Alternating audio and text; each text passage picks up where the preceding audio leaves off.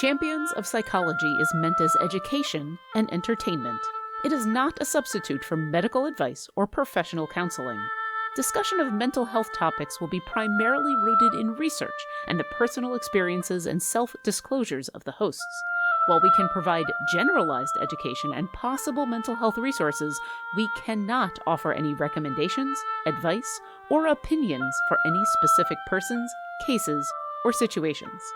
We provide these resources and links at our sole discretion, but have not necessarily vetted or reviewed any resource. We assume no liability for the use of the information or resources on these sites, and we encourage you to use your own best judgment.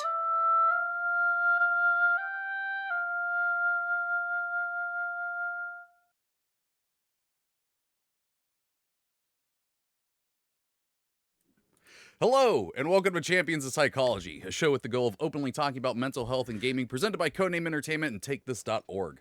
Every Tuesday at 12 p.m. Pacific Standard Time here on twitch.tv/CNEGames, or later on your favorite podcast service, Mitra Jordan and Raffael Boccamazzo, aka Dr. B, talk about mental health in these unprecedented times, as well as how gaming affects us. If you hear us live in the chat, you can leave a question that I, Treavor Bettis, will ask them later in the show. And our topic today is resolutions, because we're back! It's 2022, and we're doing a new episode. And what's the best thing to talk about in the new year? Resolutions, aka why we hate ourselves. But before we get to why we hate ourselves, who are you two for the fine folks who may not know?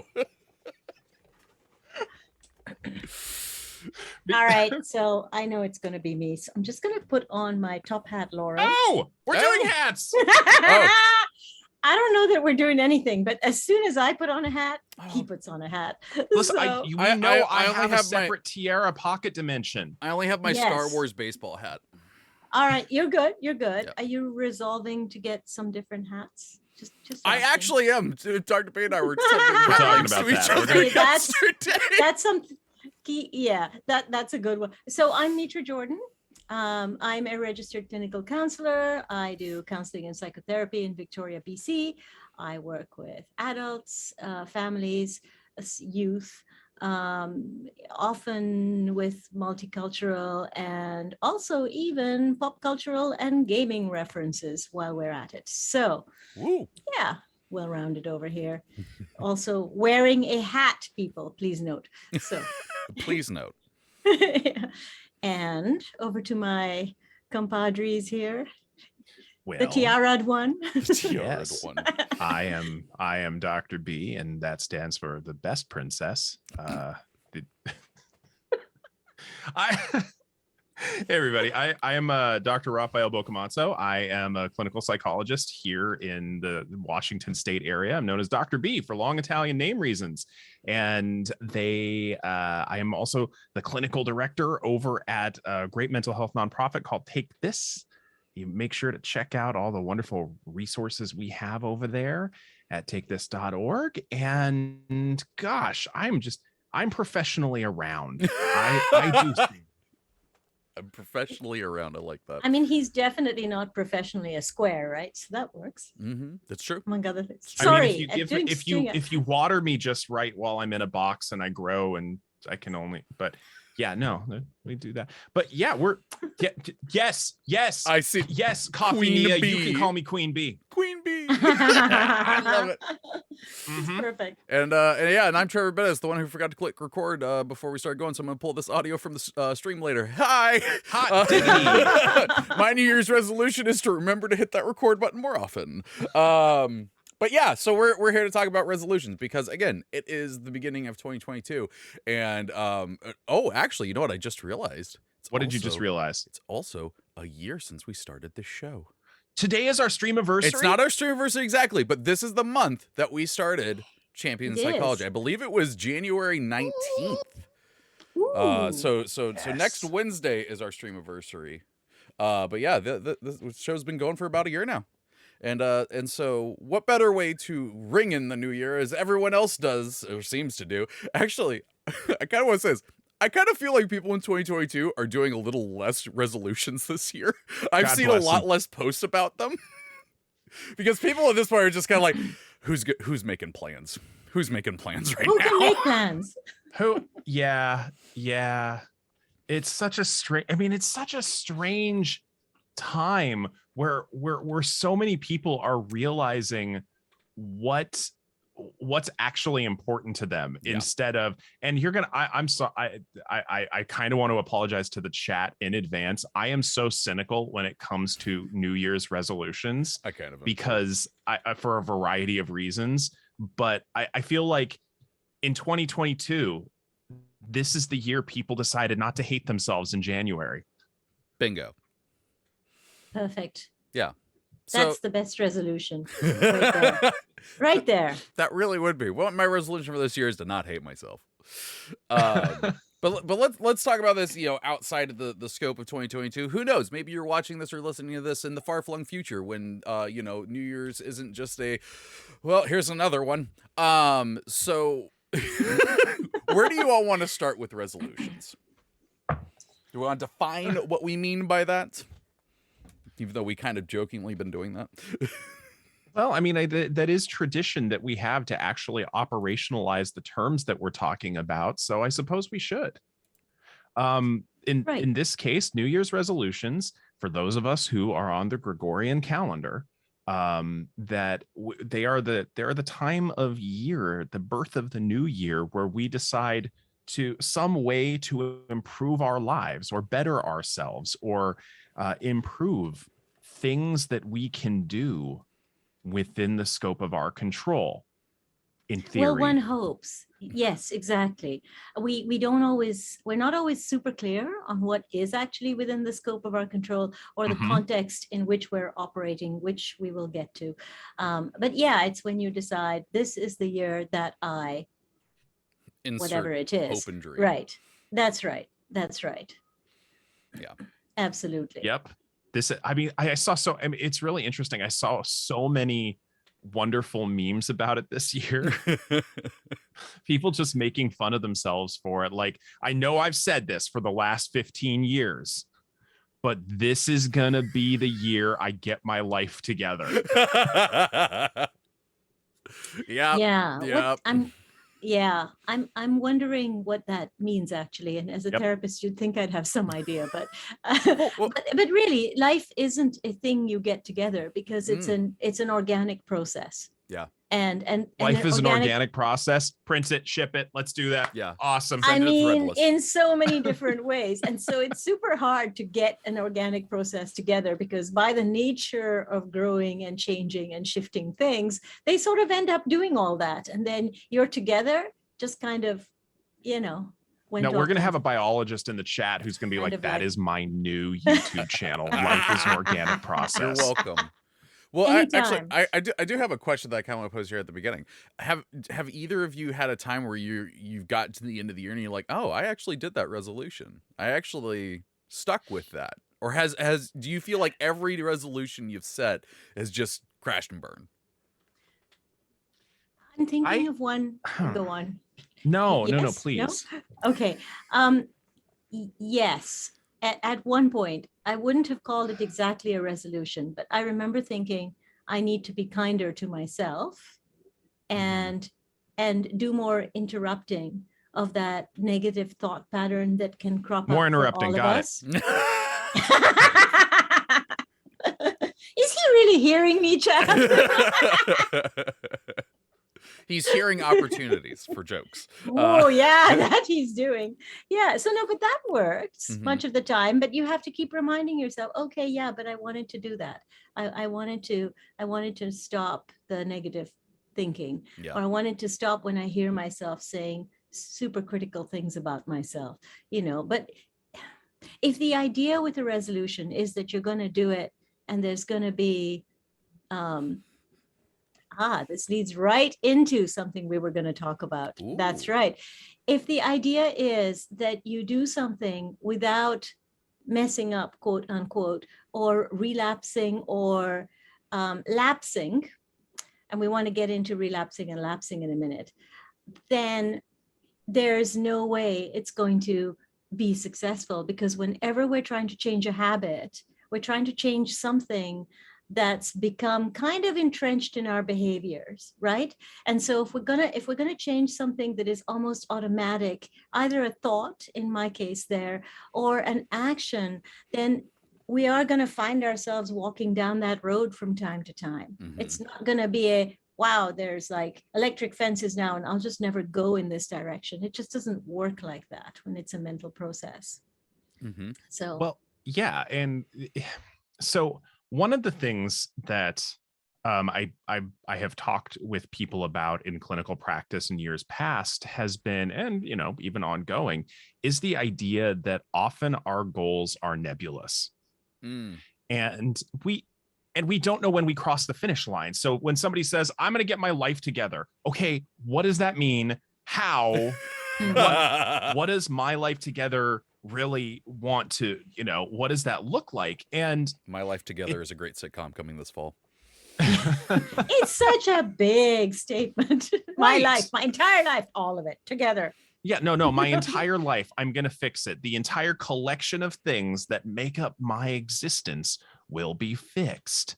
No, it doesn't work that way, because when it's that multifaceted and that vaguely defined, you will never know when you cross the finish line. You actually just made me realize I do actually have a resolution one time that I did meet, and it's because it had a very defined goal. I think it was... Teach me, senpai. I think it was 2017. No, 2018 that I said, no, 2019. It just keeps going. 2019, I said, I'm going to write a book this year. And I did. I finished it in November. And I started it in January because I said this, and that was when I was working a soul-sucking job, so writing was going a lot slower.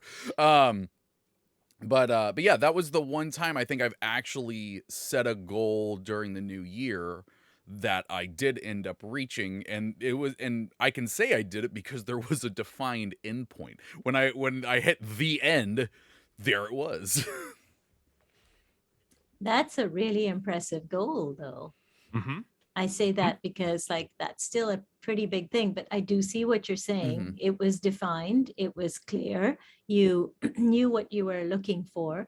You didn't, it sounds like, I don't know about a review or a process, but you were just like, I'm going to write it. So assuming that you're not saying, I'm going to write a perfect book, right? Oh, you were yeah. clear that you wanted to get beginning, middle, and end. Yeah. And you didn't have a lot of judgment, or did you, about the book itself or how it was going? He's a writer. Of course he has judgment. Yeah, let's be honest. I've hated every single word I've ever written. But you still wrote it. Yeah. That's, admirable, and for sure. And I mean, like, one of my favorite quotes about writing is, I don't like writing, I like having written. And that was very much the case, where like afterwards I was like, oh, I did that thing. That feels really good. And I set a goal at the beginning of the year. I did that. That feels really good. Well, and you bring up a really good point, Trevor, because never in my life have I encountered someone who said, I want to practice an instrument. They have said, I want to play an instrument. And it's all of those intermediary steps of daily habitual change that they don't take into consideration. And I mean, let's take the ever classic example of, I'm going to go to the gym more.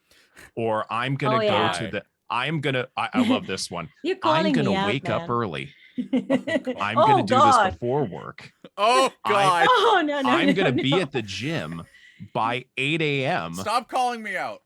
3 times a week. The least morning person ever. I did it this morning. I'm proud of you. I'm proud of you. I am. But people don't think about the intermediary steps when they say these things, because, okay, cool. You're going to be at the gym at 8 a.m. 3 times a week. Does that mean you're going to go to bed an hour earlier? Nope. Does that mean you're going to move some things from your evening around? Hard pass. Oh, no.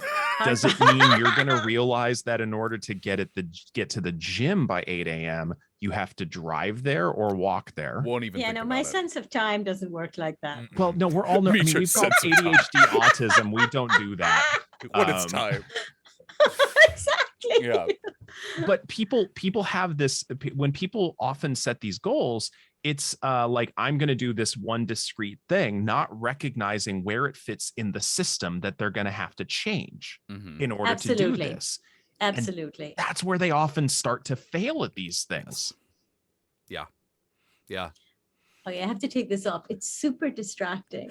I was honestly enjoying the hell out of right. it. And I thought Oh, about, I really hope the thumbnail on YouTube has both of you in it and me not, because I think that'd just be great.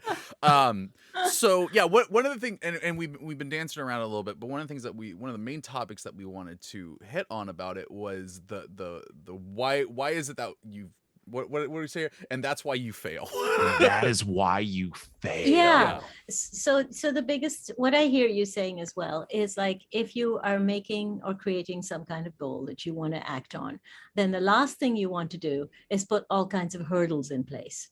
So if I were to say I wanted to go to the gym, I would never expect myself to do it first thing in the morning, because that's just crazy talk, thing one. And thing two, I've set myself up for failure the very first day, right? Because we have the hurdle of getting out of bed early, getting out of bed, doing something before work of any kind. Like, there's a before work? I know. I didn't know it sleep existed time. either. That's what we call it. Yeah. Or mooch around the house with your cup of tea in your pajamas time, whatever. Such a good time. I know, it's such a good time. Why would you ruin it by getting exercise right then? Well, actually, can I interrupt you for a second, Mitra? Anytime.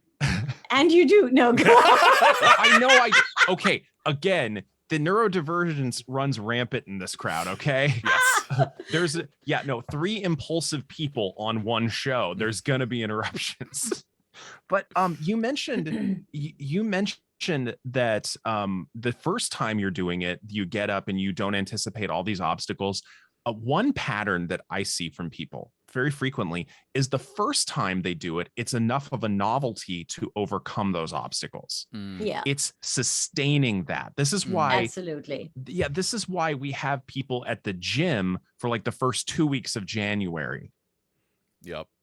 It's novel and interesting enough that they're able to do it successfully for a bit. Yeah. Yeah. So one of the, and actually that does point to one of the possibilities for success in terms of changing a habit. Often the first 2 or 3 weeks are also hard, but because they're novel, like thinking about it, if it's exercise, right? You might certainly feel some aches and pains when you initially start to exercise, some discomfort if your body And isn't for about used to 72 it. hours afterwards, You might think you're dying, all the rest of it. Right. But so, you've been there while I've run. So all right. Yeah, you've watched me lift weights. Yeah. So really, I think that if we can actually use that novelty period correctly for ourselves, then we have a chance of getting through that first period that's tough. But the bit that gets in the way is what and how do I make room for any new habits I want to create in my life? So for example, when people say, I want to quit smoking, my first question with clients is going to be, what are you going to do instead? Yeah. And we've talked about the self-care tool belt. We've talked about coping strategies. And this is where all of those become really useful, because if you're not going to do the coping strategy that has worked for you, as well as being a source, presumably, of pleasure and a way to take a break, you still need pleasure, you still need breaks, and you still need coping tools. So if you're not going to smoke, what are you going to do? Yeah. And what panoply of things, gosh, I love that word. What was that word? panoply can we reach for? Ooh. I know it's underused, Yeah. but so we need like an entire tray full of options to try if we're not going to do the thing, because going outside and taking a walk might work with your coffee to go or something day one when you're trying not to smoke, right? I don't know if it's going to work on the second day. It might work fine on the 5th day, but you need a number of things to be able to pull out. Yeah.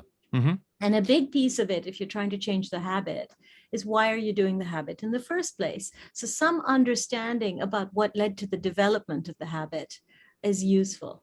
So for instance, I did smoke at one point in my life when I was about 18 or 19, and I was working in the restaurant industry. Oh, yeah. And every You chef... smoked while in the restaurant industry? I'm shocked. No one does that at all. I know. And then you know what? It's way worse if you're a pastry chef. And then when I gave up smoking, I developed good amount of solid judgment about people who were in pastry who smoked because the flavors are much more delicate. How are you going to properly taste vanilla, people, or lemon, or raspberry? Come on. So, I had started to have some issues with that. But the point is, anyone who gives up a habit successfully gets overzealous for a while. Please keep this in mind for your friends who are not going to the gym while you are. Just saying. Well, yeah, you're talking about overdoing it, and because what people don't often think about is the fact that this is a habit change, this is a behavior change, this is a routine change that most people are trying to engage in when it comes to New Year's resolutions. And routine changes take time. Mm-hmm. They need the ability to overcome obstacles, because there will be obstacles. Anytime we change a behavior, the universe will fight back. Okay? It finds a way to fight back, and Absolutely. we have to figure out how to overcome those obstacles, how to problem solve those obstacles in a way that we don't get down on ourselves. And this is what I think one of the biggest hurdles is when it comes to successfully enacting New Year's resolutions. And that's what's called dichotomous thinking, which means all or nothing. It's black and white thinking, that you either do it completely or you're an utter failure, and there is no in between. And Treavor has a great example of this. Should I name the thing? It actually doesn't matter yeah. which one it is. So essentially, there was a diet that my wife and I went on. This was before our wedding, and we were like, we're doing the wedding thing. We're gonna get all good looking for our wedding. And so we did this diet that we'd heard good things about, and it sounded fine and whatnot, and we started doing it. But the thing that, man, it really sucked about it was eventually it got to the point where every day, like, all of our thinking all day was, what are we gonna do for the next meal? Can we prep cook stuff? Sort of. And because of the strictness of the diet, that wasn't as easy to do. And then it also made it difficult when it was just like, hey, we're all going out to dinner, and literally nothing there we could eat at. It's like, is that a potato? Oh no, I can't have that. And so that kind of sucked about it. But the main big problem was the diet straight up said, if you have something that's not on the diet, you failed, start over. Yeah. And that's that ridiculous. Blows my mind, and it is so unhealthy, because I think what you told me is that you faltered, not failed, you faltered. Yep. On one day out of 30 in a month. On one bite. On one bite, on one day out of 30 in a month, which, if we frame it a little differently, you had a 97% compliance rate with changing a behavior. That is amazing. That I actually stuck with quite a bit of it afterwards. Well, that's incredible. If you can change your behavior in 97% of situations. It's amazing. Sorry, Abyssal Icarus said, any diet that removes potatoes is terrible. Potatoes are perfect. I love potatoes. I love potatoes. They're my favorite. No, we can get into a whole, I think Mitra and I could have a whole show about potatoes. Scalloped, fried. Oh, it's going to turn into freaking Hobbiton over here. We're going to be boil them. But anywho. Potatoes. But no, think about that. In terms of behavior change. Okay. If I had somebody who came into my office and said, hey, I'm trying to change my behavior and I've been successful with it 97% of the time, but boy, am I a failure. I'm going to be like, this is not the issue we have to discuss. Yeah. Okay. That's right. That's right. And that's where so many people get stuck, that if I lapse, it is a relapse. It is a total failure, and I have to start over. No, it's a hurdle. Yeah. And it's, again, 97%. Yeah. That's an A. And luckily, I had my wife there, because I was so in the mindset that I was pissed and I was upset with myself, and I'm like, I gotta start over. Like, I was just so angry, and my wife just goes, no, you don't. You didn't know it was there. You made it. There was impossible for you to know. Just move on. It's fine. And like, it took me literally the rest of the night to get out of that mindset because I'd been in it for like 20 days already. Right. Yeah, and we talked about this, and I think I brought up the idea of that being orthorexia, and so that's it. That's I get a vocab word. you know the vocab word. So orthorexia is this idea of clean eating or eating right, and as we know, this can be vegetarian or vegan. Only plant-based or whole foods plant-based. It can be even a carnivore only diet or a paleo, or, it comes by many names and it comes in many forms. But the idea behind it is you should only eat this and none of these other things. You should definitely only eat carnivores. Right? There we go. Solves everything. Anyway, so yeah, and so this idea of like, orthodoxy essentially around your eating creates a whole lot of anxiety, and it's all about anxiety and control, which anyone who's known me in this podcast knows is going to come up one time or another. But so yeah, it's the idea that this is all I should eat, and so then the anxiety around I got it wrong. Yeah. Right. And so whenever we're trying to change a habit, for sure we're trying to do it right. Yeah. That's a piece of it. And so if things go pear-shaped, sideways, whatever you want to call it, then there's this, fine then. I'll just have 8 cookies now. 14, pass the chips, right? But that, of course, again, plays into the other side of that black and white thinking. One side is like, I cannot deviate from the path. And the other is, well, now that I've deviated, all hell breaks loose and the entire forest is my friend or enemy. Who cares? We're going. Mm-hmm. So, and that's neither option is particularly helpful in the long run, or to your mental health, or to your, sense of self. Oh yeah, no, like we came out of that diet, and I'm just like, hey, I'm really happy with the results. I'm really happy with the some of the things that we changed about our eating. COVID saw to saying screw to that. But I said at the end of it, I'm like, I'm really happy with the results of it. I would never do that again by the books, because that was terrible. But yeah, well, this idea that it's all or nothing, that if you ate one bite accidentally that was off the diet, that somehow you are a failure. Again, we're in terms of creating long-term behavior change. I like to look for upward trends. Okay. And upward trends means an oscillating pattern, because there's going to be setbacks, and anticipating those setbacks or not anticipating those setbacks and not having compassion for those setbacks is where a lot of people falter. Mm-hmm. Absolutely. And we want to look for those, again, upward trends of behavior. I know there was an article that Mitra and I think you, Trevor, have read, that has the title of it was so perfect for so much of this, and that's No 0 Days. Yeah, I think it was, no 0 days, or no more 0 days. And it sounds like black and white thinking, but it's actually the opposite of it, because the idea is do one good thing for yourself. Mm-hmm. So if there is a habit or something you're working on, great, do one good thing. Then it's not a 0 day. Then you've done a thing. And the time that I was actually able to get into going to the gym, I remember telling myself, better than nothing. Mm-hmm. Whether I went for a half an hour and was just on the treadmill, whether I walked there and back and lifted a few weights, if that was my goal at the time, then any little thing was better than nothing. Because when we're working towards something positive, even if it's small, it actually does play into feeling good. Yeah. Right. Well, one of the things on one of my other shows, writing about dragons and stuff. It's not stuff. One of the things that we try to do at the end of the episode is we talk about our word count, and that was originally started as kind of an accountability thing of like, okay, we'll say what our word count is for the week, and then we'll check in the next week to see how it goes. But I think one of the nice things that's come out about is we don't hit our word count every week. Like, there's totally been weeks where we're like, I ain't even getting close.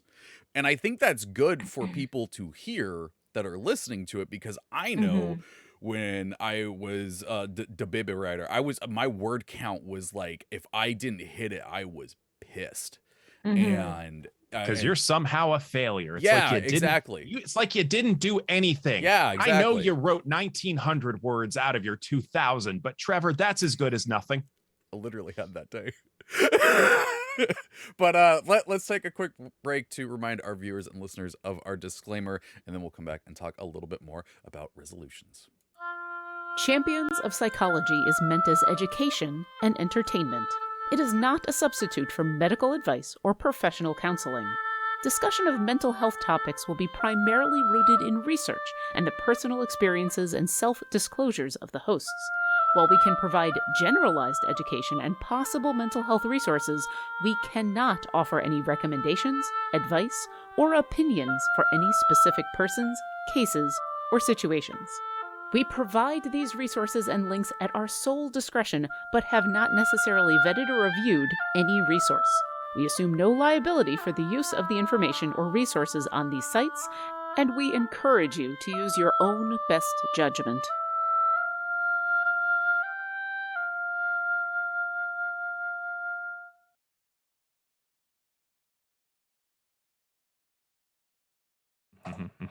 Okay, so we're actually going to start off this next part because we already had it in the notes to talk about. But Garwar asked earlier in the show, so how do you successfully make a resolution and stick to it? So Never make resolutions. That's how you do it, because like I said, if you can't do everything perfectly, you may as well not do it at all. So what you're saying is you take my friend's advice on how to beat Dark Souls, which is don't play Dark Souls. I have been doing that since Dark Souls was released. I have Me too. successfully I have avoided not playing beaten it. I haven't even started it. I know nothing. I have never failed at Dark Souls because That's right. That's the perfect record. But yeah, seriously, what advice do we have, or like even experiences that we have with it?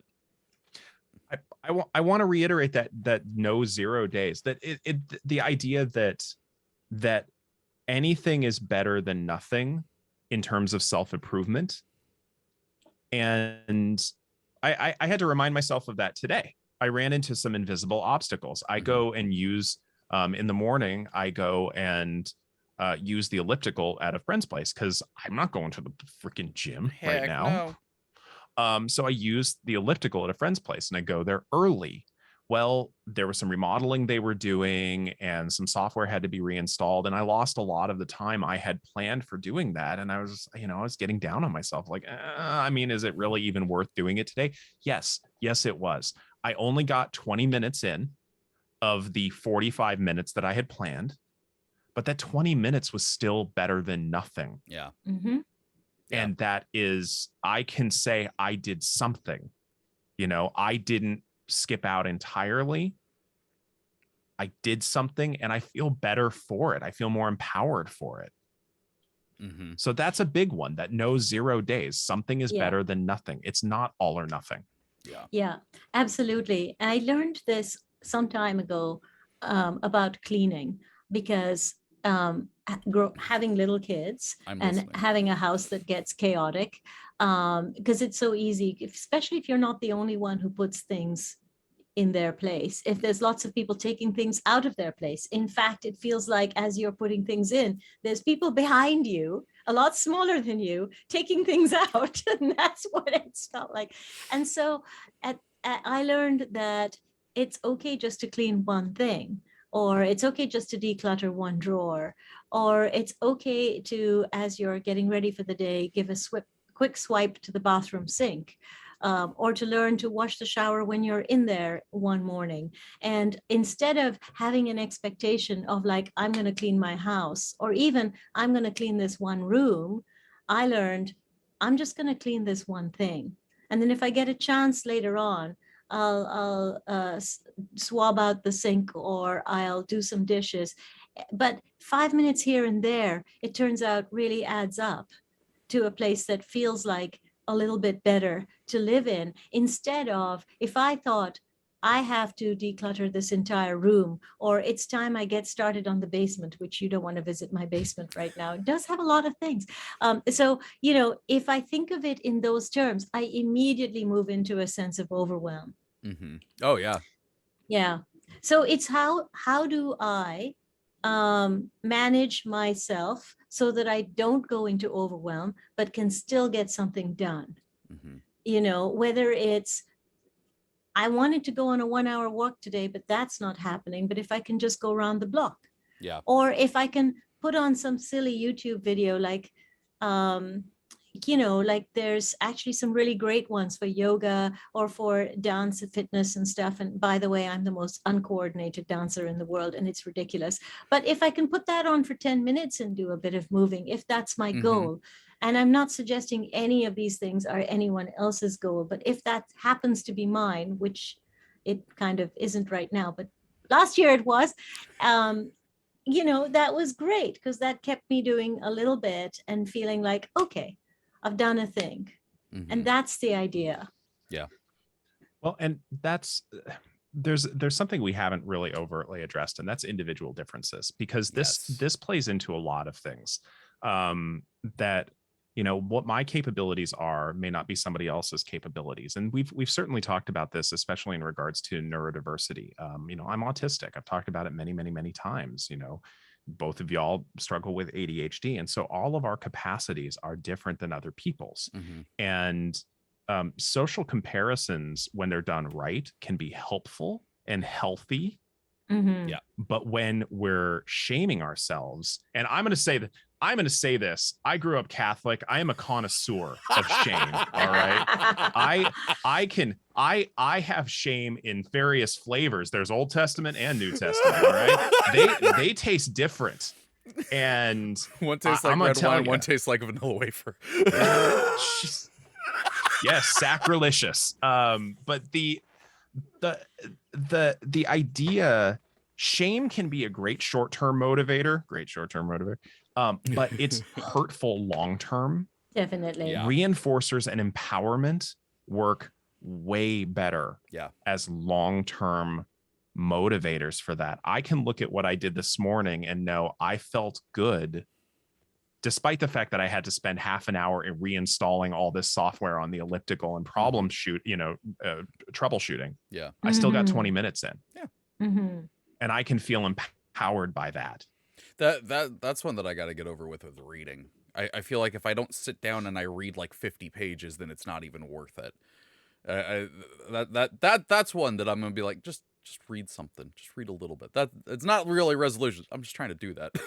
I made a reading journal and everything. Aw, yeah, and a little bit still is reading. Yeah. Like some days are just busy.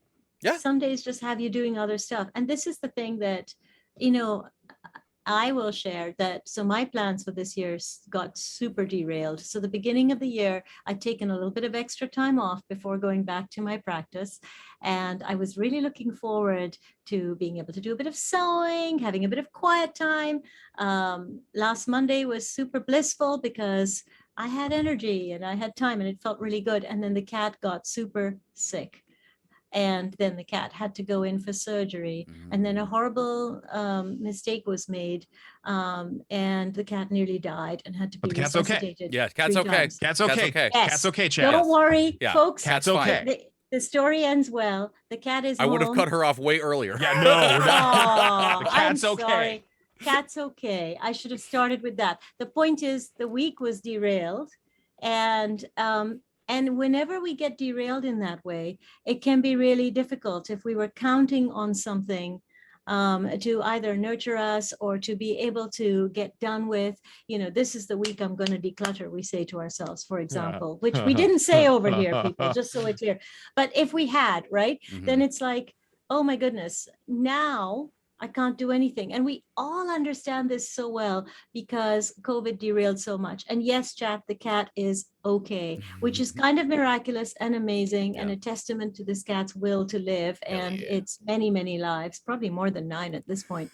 But so, yeah. It's like the doctor. They got permission from the council to get a few more in there. Pretty much. Yeah. But I can we take a left turn back to motivators? Yeah. Yes. So one thing I would love to leave the chat with is in terms of vocabulary here. Negative reinforcers are actually a really good thing. Okay. A reinforcer is anything that makes you repeat a behavior more often. And another word for negative reinforcement is relief, because you're taking away some sort of noxious condition in your life. So if you've got a headache, you take medication to remove the pain. That's a negative reinforcer. And the same thing can be said for various habits that we're trying to change. If you're reminding yourself that it's helping you take away something obnoxious in your life, that's a negative reinforcer. But another reinforcer is reward, positive reinforcement. And that can come from you, that can come from other people. I love praise from my friends. Okay. If I didn't become a psychologist, I would have become an actor. I love an audience. What's up? How you doing? And praise goes a long way for me, especially if it's from somebody I respect. Just a simple good job. I'm proud of you. I know it was difficult. Well done that you did those 20 minutes of exercise when I know how much you hate doing cardio. And the reinforcement, it goes so much further than shame does in terms of long-term behavior change. Yeah. Exactly. And if we can learn to positively reinforce ourselves as well, and being able to share with friends who are positive and supportive in that way, and who move towards the positive reinforcement in that way versus the shaming. So I think we wanted to briefly address technology and sometimes how it plays into this at one point. Yeah. Yeah. You're going to learn so much vocabulary today here. What? Hey, chat. I was about to say, hey, class, you're about to learn so much vocabulary today. Welcome to class. There's been more and more popular articles about what they call the Nocicebo Effect or the Nocebo Effect. And that's if you have negative expectations about something and how it influences your health. As opposed to placebo, which is you have positive expectations about how something might improve your health. And we all know about the placebo effect. So this is like the opposite of that. Yeah.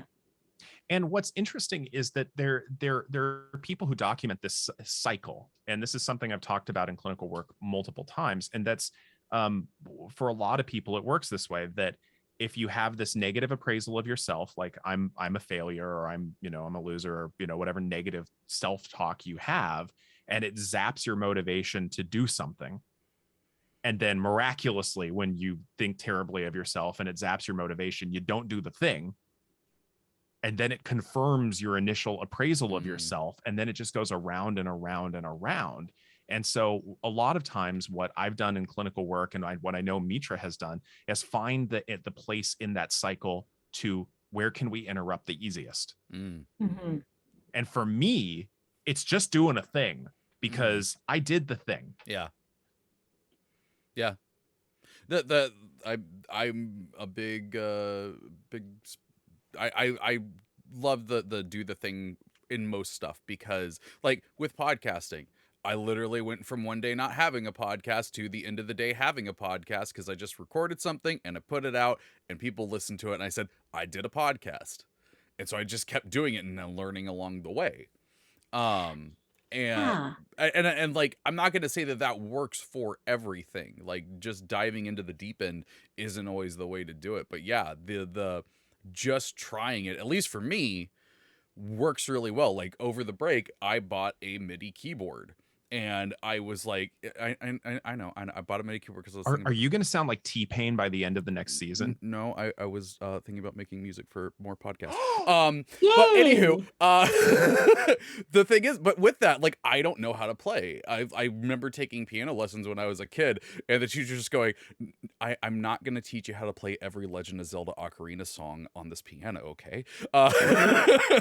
But what I realized is what I'm gonna do is, because I have an app that I could learn some piano stuff from, but what I'm gonna do is I'm just gonna hook it up to GarageBand and just start hitting things, and that's how I best learn it stuff, is to just start making something and get better and better and better at it. But like sitting there and having something be like, this is how you play this chord, doesn't work as well for me. You in the back? Oh, Yep, yeah, Yep, yeah. Uh-huh. Another point for motivation: social support. Totally. Hey, Trevor. Yes. Hey, Trevor. Yes. You want to arrange some rehearsal time between you and me, and I'm gonna learn the accordion, and you're gonna work on the MIDI keyboard. Yes. Done. Deal. Perfect. 100%. I'm here for this. Yeah. Yeah. Social support is so great for so many things. The other day when I was actually doing a bit of decluttering, a friend and I, we both had to do things that we were really not in the mood to do. And no, it was great. She did a bunch of laundry and put some stuff away. Because Lauren in the chat put, Trevor, we will collaborate. Sorry. Yay. Sorry, what were you saying there, Mitra? Oh, I was just saying the same thing goes for tasks we don't feel like doing, as well as tasks we're a little intimidated by that we want to do. Just having someone to do those things with you, or just accompany you while they do their thing. Because you've been doing this for a while, Dr. B, with the studying. I remember when you were doing that, and you kind of helped me pass my licensure exam. Absolutely. I don't really remember taking it. It's kind of a blur. I get that. I don't blame you. Been there. Yeah, they're all a blur.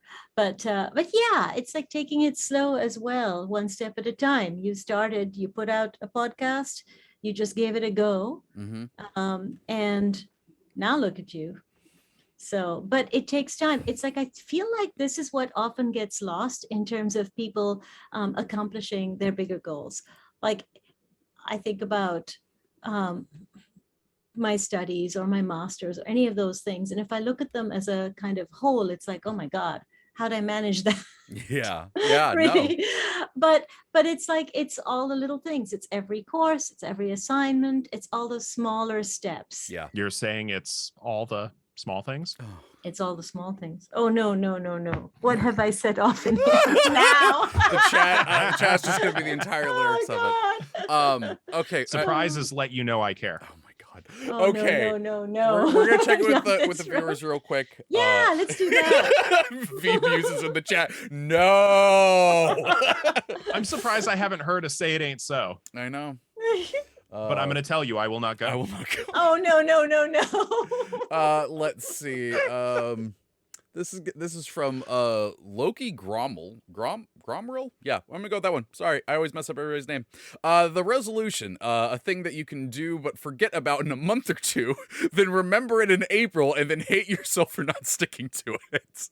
Yeah, no, that I agree with this assessment. Yeah. Wait, is that what we're talking about today? And that should be in the Merriam-Webster dictionary. Let's see. Lurking Writer says incremental change in a positive / upward direction. I feel like there's a relevant video game to that topic, but I can't remember what its name is. Yeah. There's a little bit. Who knows? Maybe there's a code somewhere in the chat that you can work on with it. Let's see. Non-bread loaf. I set a vague goal of improving my art. While I may not always be in the mindset to get the artwork done, but it's something I can do when I get to it. And yeah, absolutely. Yeah. Practice makes perfect. It's the saying I hated hearing as a child, but is 1,000% true. Let's see. Gleam Spirit says, I also struggle with the acclamation of all I want to achieve. I have a job, a master's, starting therapy. They are starting therapy, wanting to lose weight. Everybody is capable of all these things at the same time, right? So why can't I? and that's the thing. Like, one of the things that gets thrown at my way all the time is I will say the thing, I have an idea, and someone will respond with, and what's the podcast about? Where like, yeah, I just keep wanting to make all of these things, and I don't necessarily get rid of things to do those new things. And that is a problem, like we've talked about, where it's like, okay, you're going to quit smoking. What are you going to put in do in reverse? But the other thing is like, I'm going to add this new thing to my schedule. Okay, what are you going to take away? Because I can't get through my head. I'm only awake for a certain number of hours per day. Oh, ADHD, we love you so. This is why I wear bow ties, fezzes, and drive a boxy blue vehicle. What I do want to touch on the idea of perfect, because I think we can get really hung up on that. Perfect. And I think what we want to strive for is good enough. Okay, because good enough gets things done, whereas perfect can actually lead to you feeling quite unfinished about a task or a thing that you want to do. And sometimes it's okay to say good enough, even if it's good enough for now, and step away and feel like, yeah, I did a thing. It's okay, you know, because it's again the incremental nature of change that is most beneficial to long-term change. Flawless explanation of perfect. Why, Flawless thank you. Thank you. victory. All right. Flawless. Flawless definition. There's no such thing except for this hat. Okay, it's not flawless See, here's the either. thing. If it was flawless, it would stay on my head better. Audio I listeners, think. you got to go to the YouTube and check But out. It's a here's the good thing, hat. Mitra. It's a good hat. I thought I made a mistake once, but it turned out I was wrong. I heard that from my grandfather like every other day. You know what? There's a point where old jokes become so old They're they're so new to good. people. I They're so quoted The good. Simpsons, and when I said sacrilegious, and people are like, brilliant. So much fun, 30-year-old episode. right? Oh, Works God. perfectly. Some things do age well, it turns out, including me. No. So I'm Oh. looking at the rest of these, and it looks like these are a lot more comments than questions. So I'm gonna read a few of these that I got a kick out of. Cassius335 says placebo and nocebo sound like different branches of the same Pokemon. It's true. The Lurking Writer says, Dr. B, do you have a secondary/extra career as a stand-up comedian and or motivational speaker? Because I feel very much like you'd be successful at it. I'm with you there. Yeah, can't We've disagree. joked at people have joked about that in terms of me having a motivational speaking career and or starting a cult. I haven't decided. But It's kind of a coin What toss. about if you were a about not the motivational cult? comedian? Motivational comedian? Yeah, instead of an insult comic, you're there to lift everybody up by the end of the show. I actually used to know a therapist who was also a comedian, and he ran this great little project in BC called Stand Up for Mental Health. Oh, David Grenier, if you're listening, just saying let's hi. chat. Oh, that sounds Yeah. fascinating. Yeah, I it would was love years to- ago. I would love to talk but to them. It was very cool. Yeah. The real No, if bunny- I ever did that, it would mostly be me talking about my experiences being autistic and how weird neurotypical people are, because y'all are weird. Y'all are I mean, weird. fair. I'm not going to disagree, but we're all weird in all kinds of ways. I will throw that in. Yeah. Good enough. I'm I'm going to say it again. This last one I'm going to read is from the Real Bunny Beast. A reinforcer sounds like a mob guy that comes back and shakes you down a second time. Well, we've enforced you once. We're going to reinforce you now. That's yeah. a nice second leg you got Yeah, there. it's a nice second leg you got there. Oh wait. Oh yeah, no, actually, this one I'm gonna go out on. Adventures of Tony. I'm currently struggling with commitment, so I decided to do 30-day challenges instead of year-long resolutions. That's fantastic. That's great. I love that. Yeah. I love that. I think the idea of trialing something is actually really great, and it takes the pressure off you. See how it's going with eating eggs or excuse me, walking does or that whatever. resolution come with a demo? I would like a demo of that Right? resolution. It's perfect. Yeah, exactly. Well, friends, I think that is all the time that we got this week to talk about the champions of psychology. I don't know where I'm going with that one. Where can people find you if they would like to do so on the internet? They can find me on my website at mitrajordan.com. They can certainly also find me on Twitter at Mitra Jordan. Yeah. But this guy is available everywhere. Available is a questionable phrase. Okay, fine. You didn't I'm like that? I around. thought it was good enough. We'll workshop it.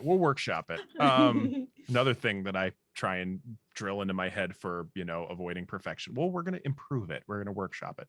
I'm around on all the social medias at the Dr. B. That's TheeDoctor, B as in boy, and you can see that right below me. And also make sure to follow Take This at Take This.org on all of the relevant socials, because that really that's really who you should be following instead of me. You should be following both.